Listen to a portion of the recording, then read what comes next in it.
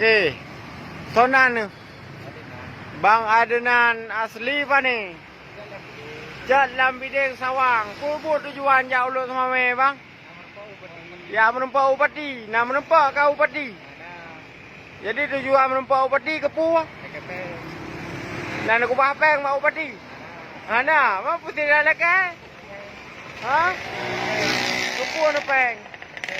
Kampeng yang ke Puah. Nak pakai dengan. Oh, bepeng lekai tangan you lekai sabo ba cik mat kedai ông. Yan cik mat. Ya sedot ro ni lekai peng ya pakai dengan nyambar rakyat ro dekat cik mat ya cik utara. Yan cijo dengan sabo. Nah, inan. Jat lamideng pak kampung jat lamidengan ni Sawang. Ini saya ke rumah ni. Pak. Jalan ni lah yang cik mat. Ya sedot ron kusu ya lekai peng tangan ni karelo. Nyamban rakyat drone Aceh Utara Kamara Marijet. Nah ni fikir. Jadi nak menempat Cik Mat. Padu ro nak kai leu. Leu ro kai leu ya sita Cik Mat. Hana menempat. Pun pajuh hidup semua me bang. Pajuh hangen Cik Mat rakyat ni kai pajuh hangen lo. Hana bu mengampu bu hana pajuh. Rukok nang ngampim. Oh, rukok nang ngampim. Oh, hana cakap. Oh, rukor ke bago. Buh na lagi bago. Bakor. Ana, nya menempa Cik Man dia lagi bu. Peng. Peng tapi laulen. Kepun peng. Ngan dah belah bu puno ngan pegai dengan. Berarti dua macam Cik Man. Pegai dengan ngan belah bu berarti. Makaweng kali bang. Golom. Ngan macam mana? Beres. Berarti nak mentang beres. Nyamban perkara nanggro ka.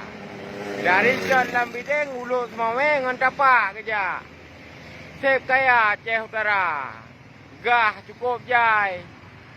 Pabrik je rakyat kurung mana lu semua jangan tapak.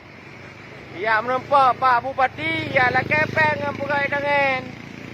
Nyamban ka nanggro. Oh, tak dengar petrodolar je tu. Nyo polisi menumpang dengan leung ngompat bak tutua balik cunda.